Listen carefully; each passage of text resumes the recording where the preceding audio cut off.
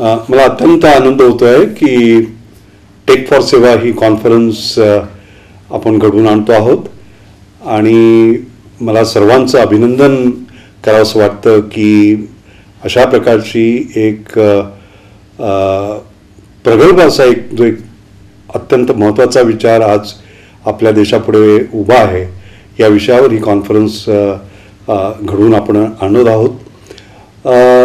यामध्ये मला असं दिसलं आहे की आपण एका बाजूला NGOज, दुसऱ्या बाजूला ज्ञान विज्ञान तंत्रज्ञान याचा विकास करणारी ही जी सगळी मंडळी आहेत, रिसर्च लॅबॉरेटरीज म्हणा, युनिव्हर्सिटीज म्हणा, ही लोक आणि ज्याला आपण कॉर्पोरेट सोशल रिस्पॉन्सिबिलिटी म्हणतो, जे कॉर्पोरेट विश्वातनं जी आलेली लोक आहेत, अशा सगळ्यांना आज आपण एकत्र आणतो आहोत.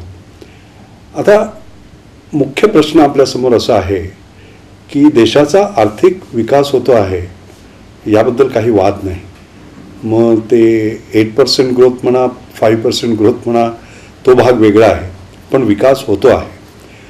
पण या विकासाबरोबरच आपल्याला असं दिसतंय की ही जी मोठी दरी आहे श्रीमंतातली आणि गरिबातली, ज्यांच्याकडे आहे आणि ज्यांच्याकडे नाही, ही दरी वाढते आहे.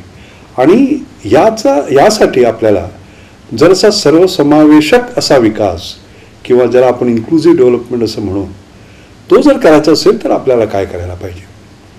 आता यामध्ये मला असं दिसतं की या विकासामध्ये सर्वांना अनेक ज्या अशा मूलभूत अशा ज्या गोष्टी आहेत, म्हणजे शिक्षण आलं, आरोग्य आलं म्हणा, घर आलं म्हणा, किंवा फिनान्शियल सर्व्हिसेस आल्या म्हणा, किंवा कम्युनिकेशन आलं, हे सगळं आपल्याला सर्वांसाठी उत्तम प्रकारे कसं त्यांची सुविधा करता येईल, हा एक आपल्या सर्वांसमोर मोठा प्रश्न आहे. मी स्वतः एक वैज्ञानिक आहे. या राष्ट्रीय रासायनिक प्रयोगशाळेमध्ये बरीच वर्ष मी काम केलं आहे. Council of scientific industrial research, ज्याच्यामध्ये जवळजवळ 20,000 लोक काम करत होती. 40 प्रयोगशाळा होत्या, अगदी काश्मीर ते कन्याकुमारी, तिथे मी काम केलेलं आहे. आणि मी सायंटिस्ट म्हणून जेव्हा मी बाहेरचं जग पाहतो तेव्हा मला काय दिसतं ते मी सांगतो.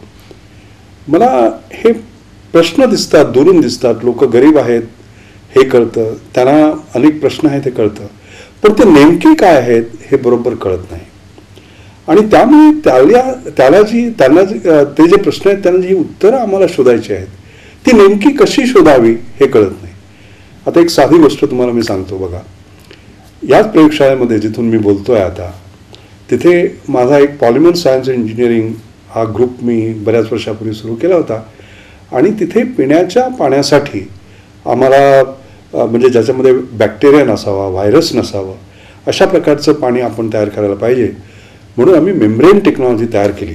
आणि ती इतकी उत्तम होती की त्याच्यावर आम्हाला अमेरिकेत पेटंटसुद्धा मिळाले. पण त्याची गंमत अशी होती की त्याच्यासाठी आम्हाला इलेक्ट्रिसिटीची आवश्यकता असायची, विजेची आवश्यकता असायची, कारण त्याच्यामधून पंपिंग वगैरे करायला लागायचं.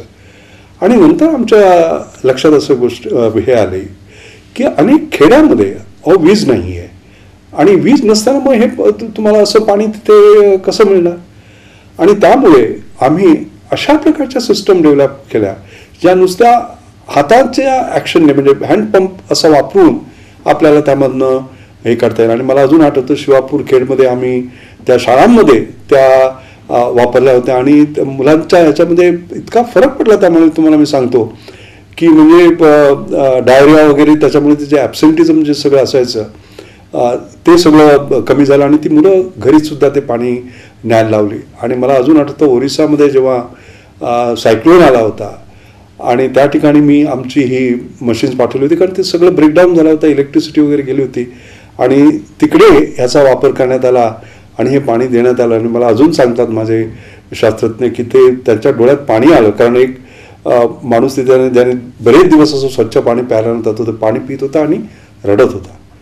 सांगायचा माझा हे मूळ मुद्दा असा आहे की हा जो प्रश्न आहे त्याला आम्हाला हे केव्हा कळलं की इलेक्ट्रिसिटीचा वापर न करता आपल्याला ही सिस्टम चालली पाहिजे, हे जेव्हा आम्हाला कळलं तेव्हा आम्ही ती सिस्टम डेव्हलप केली. हे जर आम्हाला कळलं नसतं तर आम्ही ती सिस्टम डेव्हलप केली नसती.